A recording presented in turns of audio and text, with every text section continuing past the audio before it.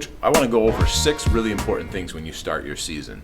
Now, these are things that you just don't want to forget. They kind of come up and you'll get there, but they can bite you. They can cause more stress than they have to. So let's get them out of the way. Let's figure them out early so that we don't have to scramble around, or we aren't saying, man, I wish I would have talked about that earlier. So 6 really important things that when you're starting your season to make the off the court stuff that much more easier and less stressful. You're on the court stuff, that's where you can focus your time and attention if you take care of these. Otherwise, you're going to be scrambling. So let's take a look real quick. First thing, parent meeting.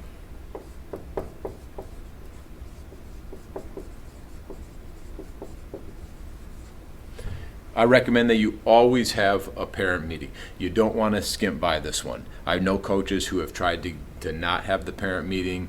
They kind of see it a little bit of a waste of time. I'm telling you, you want to have it. You don't want to just go in and say, hey, I'm the coach. Hopefully have a great season, see you later kind of thing. I've seen coaches do that before too. You want to lay out what the expectations are for the parents, what the expectations are for the players, contact information. You want to talk about if there's issues, what is the order of operation. This is probably the number one thing that I see when coaches don't hold this meeting. What happens is the parents don't have a clear idea of how they should contact the coach, if the player should talk to the coach first, what can we meet about.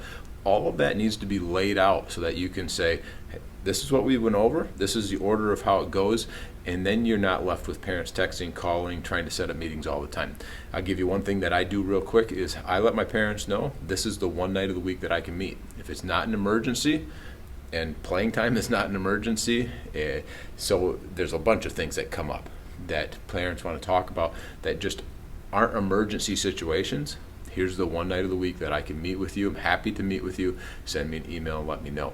If it's an emergency, of course, I will change my schedule. I will do everything that I can to meet with you and to help out the player or whatever is going on. But when you designate one night, this is when we're going to meet, this is the time that I have, then it lets players know that's exactly what you're planning on doing.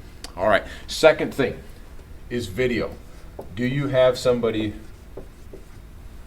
who is going to be doing your video, somebody who is good at doing your video? If you're going to be using a student, have they done it before? Have them do it in the scrimmages. Make sure they know how to track the ball. Don't get stuck watching one end of the floor and they're watching the game go by and the camera's still down on this one end of the floor. So you want to make sure they have somebody doing your video.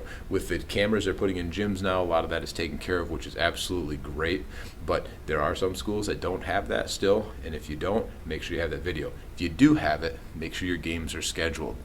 There have been times when games come up, it hasn't been scheduled by anybody, and guess what? Everybody who was hoping to watch the game from home, grandma and grandpa who live in another state, were going to catch it. They can't because the video was not on.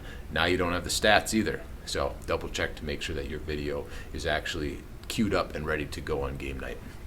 Number 3, stats. Who's going to do your stats?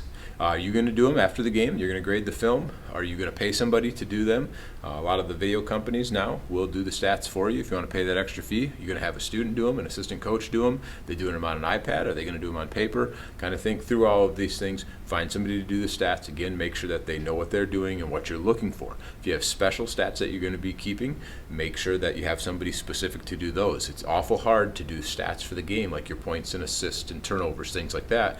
And then also keep track of special stats, like how many times we ran an offense or how many back tips we got, how many post touches we got. That really needs to be a separate coach's job or a separate manager's job. Number 4, manager duties. If you're going to have a manager of any kind, make sure that you know what you want them to do. They need to know, are they keeping a stat? Are they keeping track of towels? Are they keeping track of water? Are they keeping track of warm-ups when players go in and out of the games? What are their responsibilities before the game? Is there anything special that you want them to do? Do they need to get out something for the game? Do they need to prepare the locker room in some way?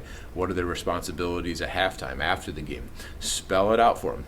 One thing I like to do when I have managers in practice, they always have to have a ball.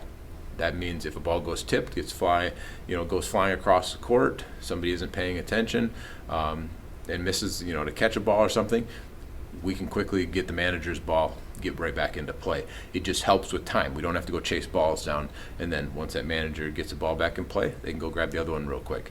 But that's an easy way to keep practice flowing. Make sure your managers know their responsibilities. Have a conversation with them. I like to find out what the managers want to do. Some managers just want to be around the team and help in any way they can. Others want to be coaches, so they're more interested in doing stats and being part of conversations. Try to find out what exactly their aspirations are with basketball, and then kind of suit whatever you want to their needs and help them grow in that area. Sometimes you just need something done, though, so it doesn't matter exactly what they want. It's hey, we need this done. You're the manager. I need you to do this. And almost always, I can't think of a time where the manager has ever said, no, I won't do that. They're always willing and eager to help out in any way. All right, let's look at number 5. So we've got jersey and warm-ups. This could be practice jerseys, game jerseys. Make sure that you have a designated time. This is a great thing for a manager to do. When are you going to be hanging out or handing out your game gear? When you're handing out your practice gear. Have you ordered stuff? Do you need to order practice gear? Do you need to order warm-up suits? That kind of thing. Make sure you kind of have that list made out so you know not to forget this. One year I ended up not ordering the warm-ups in time. We went a couple of games without them. That was my fault because I completely overlooked that with other things that were going on. You can delegate some of that to assistant coaches as well. Let them be a part of the process. Maybe you sign off on it, but they can get the quotes. They can communicate with the reps and get that stuff ordered, get the player sizes, things like that. Doesn't all have to fall on the head coach. Don't be afraid to delegate some of that. All right, and then the last thing,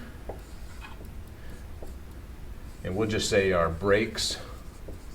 But really, basketball goes over a large window of time. So you've got Thanksgiving break, you've got Christmas break, you've got New Year's in there. So you need to know, what are you giving the players off? Are you going to be practicing every single day? Are you giving them a window off? I'm a coach that likes to give players time off, especially at Christmas break. Typically, our high school kids are playing a fall sport. They go right into their winter sport without much of a break. There isn't a big break in there for Thanksgiving, although there is a day or two that we give them off, but it's not real big. I like to give the players consecutive days off, usually 5 to 7 days off right around the holidays. Depends on the game schedule, and it does fluctuate from year to year, but if I can give them that 5 to 7 days, they come back in energized. Mentally, they're focused. Their legs are back underneath them. They're jumping higher, running faster. They're just excited to be back in the gym. We hold some involuntary stuff during that time so players can get shots up if they're in town. We don't want to keep them away from the gym, but if there's family obligations or thing, it allows for there not to be as much pressure on the player or on the parents as well that way. Every coach is a little different with that philosophy. I've won at the college level, giving guys time off. I've won at the high school level, giving guys time off. I think sometimes we can go a little bit crazy with requiring players to be there the day before or the day of a holiday or the day after a holiday. Give your players some time off. You'll find out that they're mentally focused and their bodies are physically refreshed and ready to go. You're going to get more out of them. All right, Coach. Hopefully this helps you as you get started. 6 key things that you really need to pay attention to as you get going in the season to make your life less stressful. So until next time, get in the gym, get your players better.